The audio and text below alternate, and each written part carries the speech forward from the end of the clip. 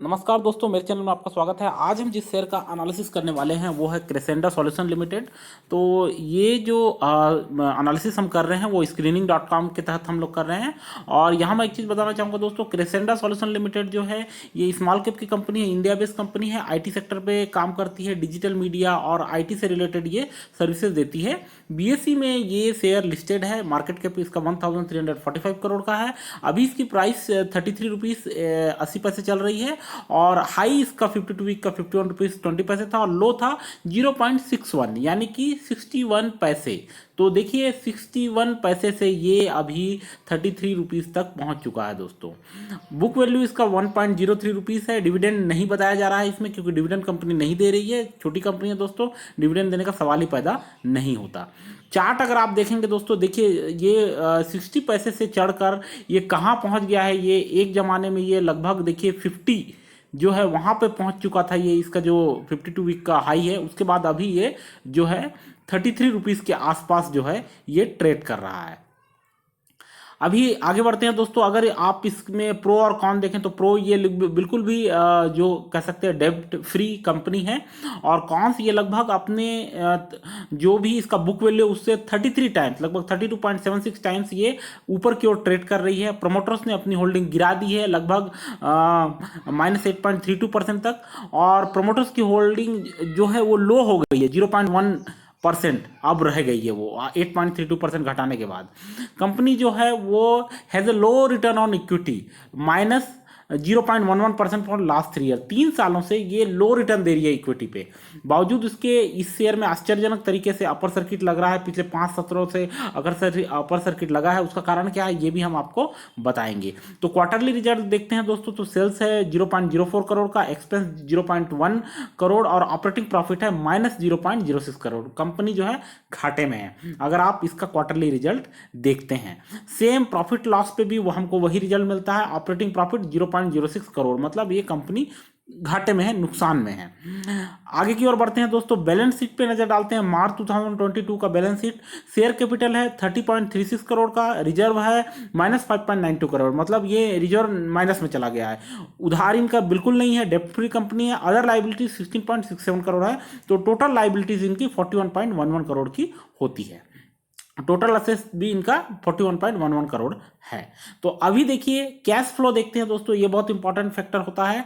अगर देखेंगे हम कैश फ्लो, तो ऑपरेटिंग एक्टिविटी से इनको बिल्कुल नुकसान हो रहा है, कोई कैश फ्लो नहीं है, -4.87 करोड़, मतलब अपने जेब से इनको पैसा देना पड़ा है।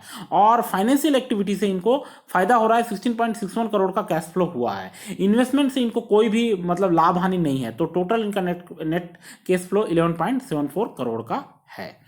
अभी हम देखते हैं दोस्तों शेयर होल्डिंग पैटर्न क्या है। तो प्रमोटर्स के पास 0.1% के शेयर है। डीआईआई डोमेस्टिक इंस्टीट्यूशंस की होल्डिंग 0.03% है, और सबसे ज़्यादा शेयर होल्डर्स पब्लिक है, 99.87% उनके पास शेयर है। तो दोस्तों इस शेयर में देखिए क्या हो सकता है, क्या करना चाहिए। ये शेयर देखिए बूम कर रहा है। इसका जो 52 वीक का हाई 51 रुपीज़ के करीब था, अभी देखिए ये 33 रुपीज़ के आसपास ट्रेड कर रहा है। क्या खबर आई है, लगभग 5 सत्रों से 5 सेशन से ये अपर सर्किट बना रहा है। और वो खबर है कि इस कंपनी को 1500 करोड़ का ऑर्डर मिला है, जिसके चलते बूम हो गया है और ये शेयर बिल्कुल भाग रहा है। अभी ये भाग सकता है दोस्तों, 50 रुपीज़ तक ये जा सकता है, उससे भी ज़्यादा जाने के चांसेस है।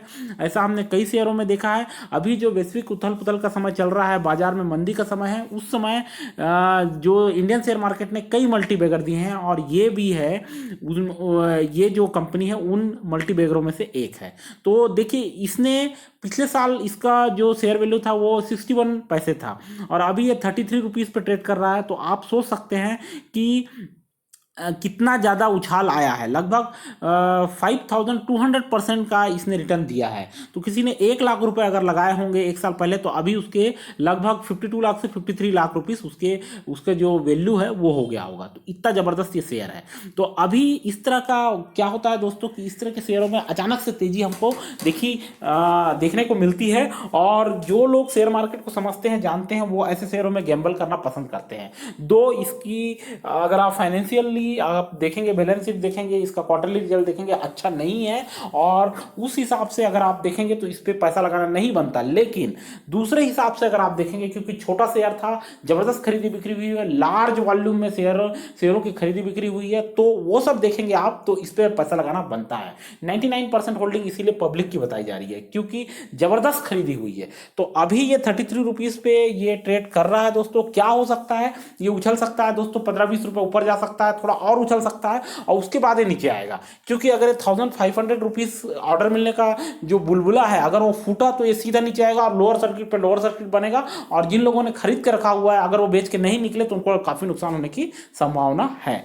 तो अभी क्या करना चाहिए, खरीदना चाहिए या नहीं खरीदना चाहिए? तो देखिए क्या कर सकते हैं आप कि अभी 33 रुपीज 80 पैसे पे चल रहा है, अपर सर्किट बन रहा है, तो खरीदना थोड़ा सा मुश्किल है, शायद आपको ना मिले। कई लोगों ने अपनी जो कह सकते हैं होल्डिंग बरकरार रखी है, वो बेचना नहीं चाहते हैं। लेकिन अगर आप छोटी क्वांटिटी के लिए ट्राई करेंगे तो शायद आपको मिल जाएगा, शायद आपको मिल जाएगा। लेकिन फिर भी मैं आपको सावधान करना चाहूंगा कि जो इसका 52 वीक का हाई है उसके आसपास अगर आप अभी खरीद भी लेते हैं तो बेच के निकल जाइए, क्योंकि उसके बाद भी ये बढ़ सकता है दोस्तों। लेकिन जब गिरेगा तो आपको खरीदार नहीं मिलेगा।